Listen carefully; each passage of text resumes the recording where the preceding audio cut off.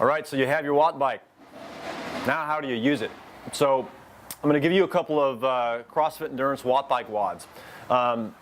It's really important when you get your Wattbike that you do a couple of key things with your workouts. You want to make sure that you're very cognizant of these three components right down here. You want to make sure that people understand the skill and the technique. It's no different than a deadlift. People have to know how to set themselves up, and which you've seen on our videos already, and they have to know how to pedal. The mechanics of the bike are critical to power output and efficiency. Part two to that is going to be consistency of intensity. Start small, grow big. So if one of your athletes has a hard time holding watts for 1 or 2 minutes, there's no reason for them to go out 5 minutes or 7 minutes. What you're going to find on Wattbike workouts, they're harder than they appear. Doesn't that sound familiar, right? CrossFit, same thing, huh? And then scale the volume. Be careful. Less is more. Pedaling technique and refinement of skill before anything else. So in our cycling seminar, there are two kind of good indicators that I look at when I'm coaching and evaluating CrossFitters and riders. And the first thing that we do is a 3-minute power test. You can do this in your box. What you're trying to do here is perform as much power output in 3 minutes as possible. You're going to take the average power that you do in 3 minutes. So you can set that damper wherever you want to put it. You're trying to pedal as fast as you can at the highest damper setting, but the key again is consistency. So that 3-minute power test will tell you a lot about riders. If you're finding people are less than 225 watts, you may want to look at power output. If you've got somebody capable of putting out 400 watts or more in that 3 minutes, that's a pretty good indicator that they're ready to do a little bit more volume and intensity on the bike. So that 225 to 400 range is a good sweet spot to start at.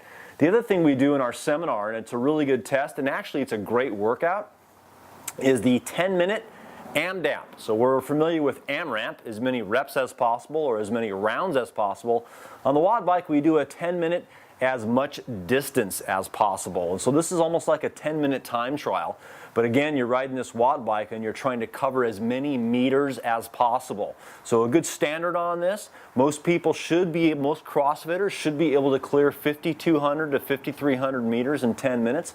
If you're getting over 7,000 meters in 10 minutes, I've got a cycling contract for you. So that's getting into that rare air. So anything above 7,000 meters is a fantastic goal.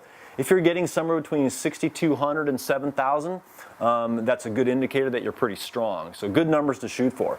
So here's 5 really good workouts. You could actually do these on the road as well, but for the Wattbike, they work out fantastically. The first one is either 3x, 4x, or 5x 1,000 meters with 3-minute rest in between.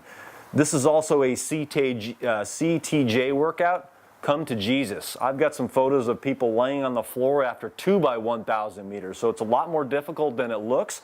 I put some of the CrossFit Games athletes on this workout, and after a 4x 1,000 meter with 3-minute rest, you'll really see how people respond and recover. So in 1,000 meters, again, most of you want to know what are some of those standards and numbers, and if you can get 1,000 meters done in under 80 seconds, again, that's a really good show of power. Your goal would be to shoot for 135 or less. Again, what we're looking at here is your body's ability to recover after repeated effort. So you would start at 3x 1,000 meters, then go to 4, then go to 5, but there's nothing wrong with staying at 3 until you can get kind of under that 90-second or 85-second mark.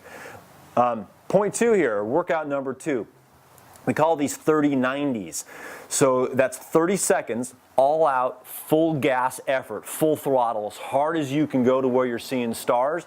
And then it's a 90-second full recovery shutdown of maybe 50 to 65 watts. It's a constant roll, so you're going as hard as you can for 30, and then you recover for 90 and you do it again.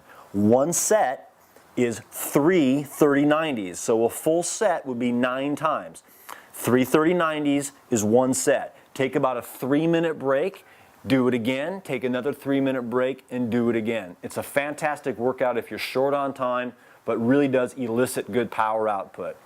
Workout number 3, again, I'm giving you some scalability here. A 15, 20, or 30-minute power average and efficiency. So what I'm talking about here is going for 15 minutes. Again, it's almost like a time trial, but what I want to see here, not so much distance covered, I want to see what your power average is when you're done on the Wattbike. So you start at 15 minutes, and again, what I'm looking for here, we're always looking for standards, right?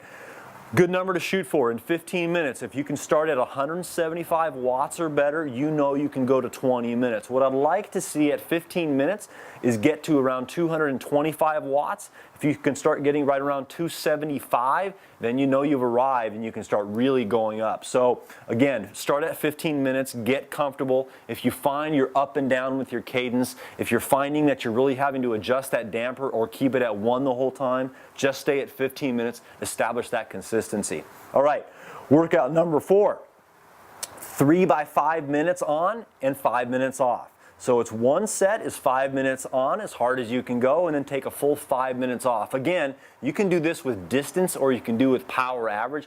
Either works really well. If you're doing it in a group setting, it's a great thing to do with a partner, right? Somebody works for 5 minutes, somebody rests for 5 minutes. So a good little piece here, if you're limited on bikes, but you need to cycle some people through, you can actually make this a triplet where somebody else is maybe doing something for reps during the 5 minutes. Maybe it's a couplet or a triplet the other 5 minutes. So it's a nice little workout to do if you have 3 people per bike. Final workout. This one is doesn't look so bad on the surface until you try it. And we call this a flying 200 meters. A lot of track cyclists will enjoy this one because it's short, it's quick, and it's hard. And I'll let you determine how many of those you want to do. Basically, not too many. What you're trying to do here is put the damper a lot higher than you normally would. So if you're used to riding at a damper 1, 2, or 3 on some of these other workouts, which most of you will, I want to see you go up to between a 7 and a 10 on the damper. What I'm looking for here is your highest amount of peak power output. Everything else I've talked about so far is power average or distance.